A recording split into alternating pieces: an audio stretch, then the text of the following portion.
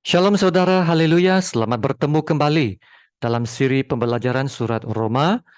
Kasih karunia dan damai sejahtera melimpahi Anda oleh pengenalan akan Allah dan akan Yesus Tuhan kita. Hari ini kita sambung lagi bab yang keempat dari ayat 13 hingga ke-17 yang bertajuk apa yang akan terjadi sekiranya keselamatan berdasarkan hukum Taurat. Kita lihat sekarang dari ayat yang ke-13, sebab bukan kerana hukum Taurat telah diberikan janji kepada Abraham dan keturunannya bahawa ia akan memiliki dunia, tetapi kerana kebenaran berdasarkan iman. Sebab jika mereka yang mengharapkannya dari hukum Taurat menerima bagian yang dijanjikan Allah, maka sia-sialah iman dan batallah janji itu. Kerana hukum Taurat membangkitkan murka, tetapi di mana tidak ada hukum Taurat, di situ tidak ada juga pelanggaran. Kerana itulah kebenaran berdasarkan iman, supaya merupakan kasih karunia, sehingga janji itu berlaku bagi semua keturunan Abraham, bukan hanya bagi mereka yang hidup dari hukum Taurat, tetapi juga bagi mereka yang hidup dari iman Abraham. Sebab Abraham adalah bapa kita semua, seperti ada tertulis. Engkau telah kutetapkan menjadi bapa banyak bangsa di hadapan Allah yang kepadanya ia percaya, yaitu Allah yang menghidupkan orang mati dan yang menjadikan dengan firman-Nya apa yang tidak ada menjadi ada. Demikianlah firman Tuhan. Nah, sebelum ini kita bicara tentang Bapa Abraham, dan Paulus mengatakan bahwa Bapa Abraham adalah bapa seluruh bangsa. Bukan saja bangsa orang-orang Yahudi, tetapi juga yang non-Yahudi, ya. Bapa kepada orang-orang yang bersunat, tetapi juga bapa kepada yang tak bersunat. Ya, dalam ayat 11 bahagian yang kedua berkata, demikianlah ia dapat menjadi bapa semua orang percaya yang tak bersunat, ya, supaya kebenaran diperhitungkan kepada mereka, dan juga menjadi bapa orang-orang bersunat, yaitu mereka yang bukan hanya bersunat tetapi juga mengikuti jejak iman Abraham, bapa leluhur kita, pada masa ia belum disunat. Kuncinya, sesiapa saja yang memiliki iman yang percaya seperti Abraham, yaitu mengikuti jejak iman Abraham, maka orang itu diistiharkan benar, ya, diterima Tuhan, ya, seperti Abraham. Saudara, bila kita bincang tentang diistiharkan benar, ingat ya, kita juga bicara tentang keselamatan. Ya, ingat ini. Bila kita bicara tentang perbenaran, kita juga bincang tentang keselamatan. Kerana perbenaran adalah sebahagian daripada keselamatan. Kini Paulus sambung lagi perbincangan tentang keselamatannya berdasarkan iman. Ayat 13, sebab bukan kerana hukum Taurat telah diberikan janji kepada Abraham dan keturunannya bahawa ia akan memiliki dunia, tetapi kerana kebenaran berdasarkan iman. Ya, janji kepada Abraham. Nah, janji yang dimaksudkan di sini adalah janji yang Tuhan telah buat dengan Abraham. Ya, dalam Kejadian 12 ayat 1 hingga ke-3. Ya, janji ini mempunyai 3 bahagian, yaitu janji tanah, janji keturunan, dan janji berkat. Ya, janji ini memang ada unsur-unsur keselamatan. Ya, kerana Tuhan janjikan akan menyelamatkan suatu bangsa, yaitu bangsa Israel dari perhambaan di Mesir, memberikan tanah perjanjian dan memberkati mereka. Inilah gambaran dalam perjanjian lama. Tetapi penggenapan sepenuhnya janji ini akan dilaksanakan melalui Yesus Kristus yang akan datang untuk menyelamatkan manusia dari perhambaan dosa, ya. Dan bukan saja menjadi umat Tuhan, tetapi telah diangkat menjadi anak-anak Allah dan juga menganugerahkan kepada mereka suatu warisan syurgawi yang tidak dapat binasa, yang tidak dapat cemar, yang tidak dapat layu, dan juga berkat rohani dari syurga yang bermula dari hari pertama seorang itu beriman kepada Yesus. Maka dengan itu, orang yang percaya dapat menerima semua berkat-berkat ini karena iman. Ya, maka perjanjian dengan Abraham adalah satu gambaran yang merujuk kepada perjanjian baru, the new covenant, ya, yang akan dilaksanakan melalui Yesus Kristus bagi setiap orang yang percaya. Maka apa poin yang ingin Paulus katakan di sini, yaitu janji yang diberikan kepada Abraham ini tiada kaitan langsung dengan hukum Taurat. Tiada kaitan langsung, ya. Ingat, hukum Taurat belum wujud dalam zaman Abraham. Belum ada lagi. Hukum Taurat diberikan kepada siapa? Hukum Taurat diberikan kepada Nabi Musa. Abraham pula wujud beratus-ratus tahun sebelum Musa, ya, sebelum hukum Taurat. Maka Abraham jelas diistiharkan benar berdasarkan iman, ya, bukan berdasarkan hukum Taurat. Maka kita dapat lihat di sini, iman dan hukum Taurat adalah bertentangan. Yang satu percaya, yaitu iman. Dan yang satu lagi, perbuatan.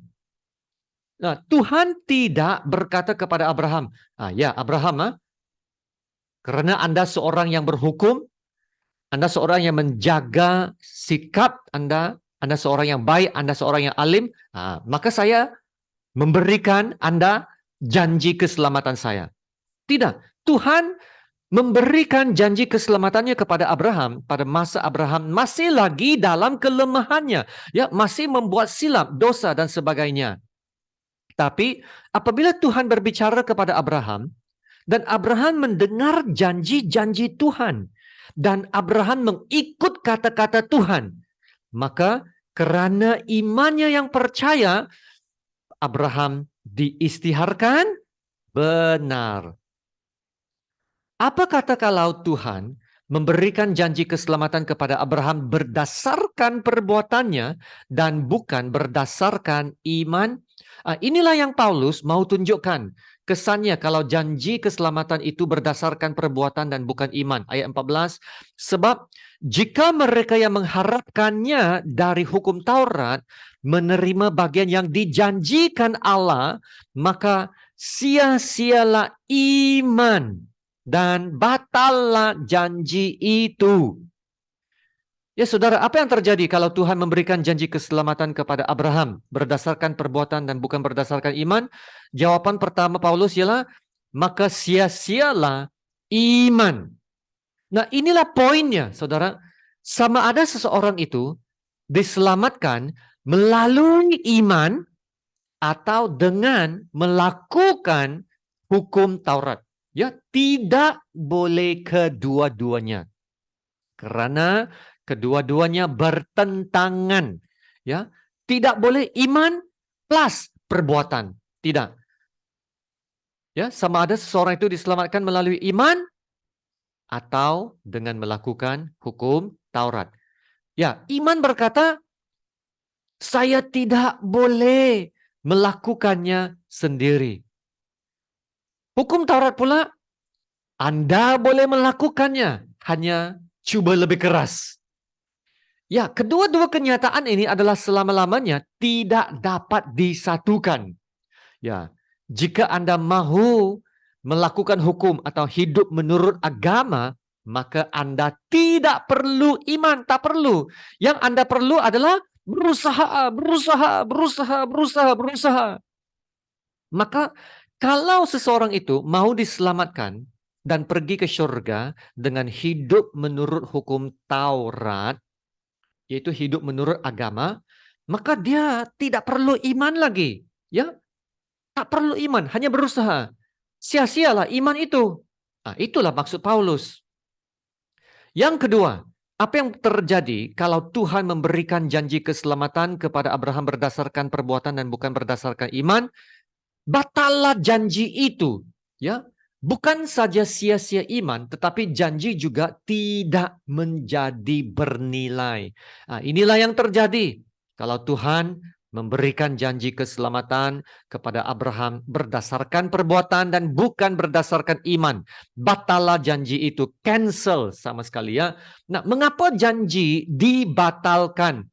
Ya, karena jika Anda boleh mendapat keselamatan melalui usaha Anda dengan melakukan semua hukum-hukum Allah, maka Anda tidak perlu apa-apa lagi janji Tuhan.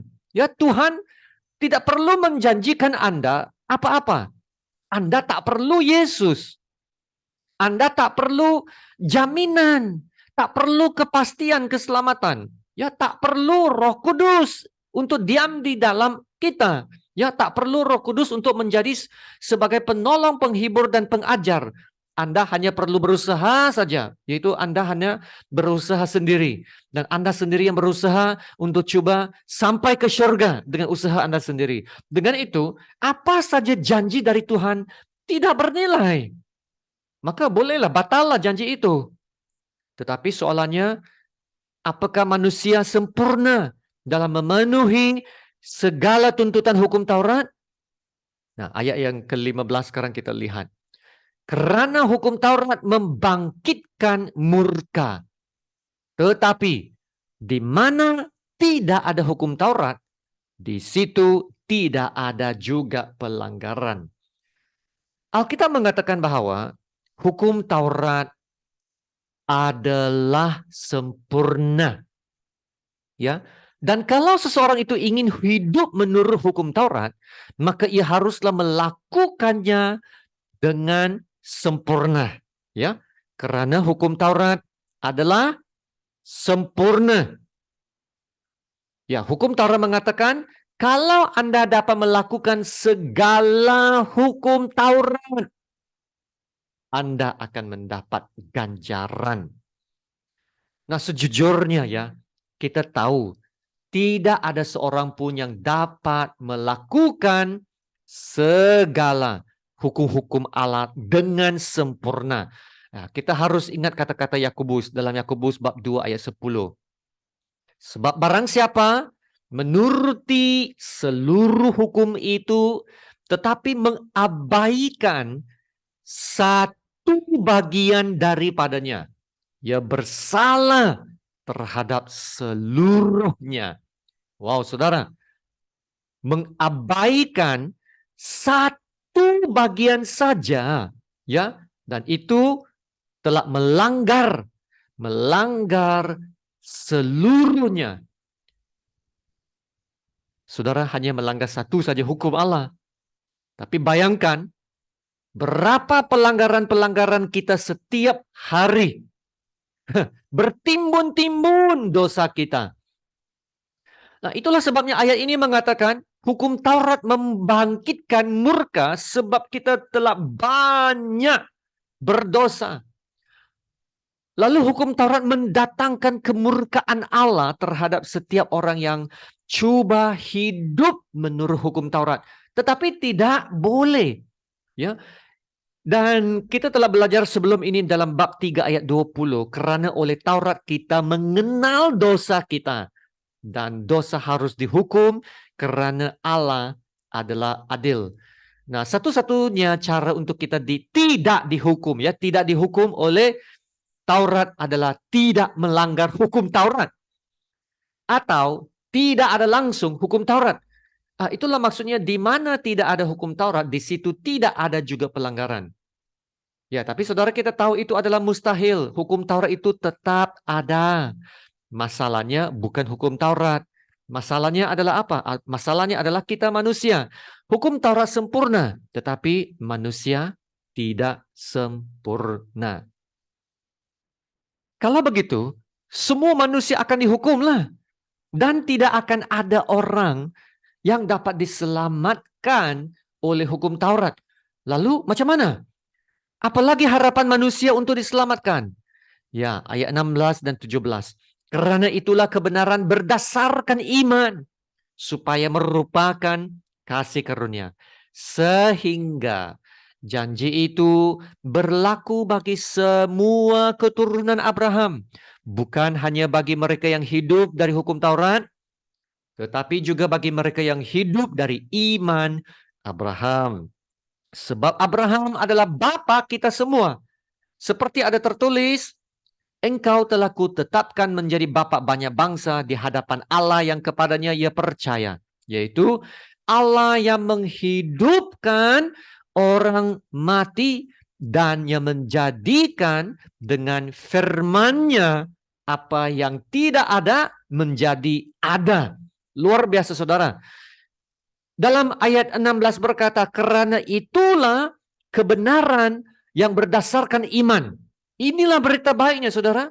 Kebenaran ini sama dengan ya keselamatan ya, yaitu kita diistiharkan benar, diterima Tuhan. Diterima Tuhan berdasarkan apa? Berdasarkan iman, bukan berdasarkan agama atau hukum atau perbuatan kita.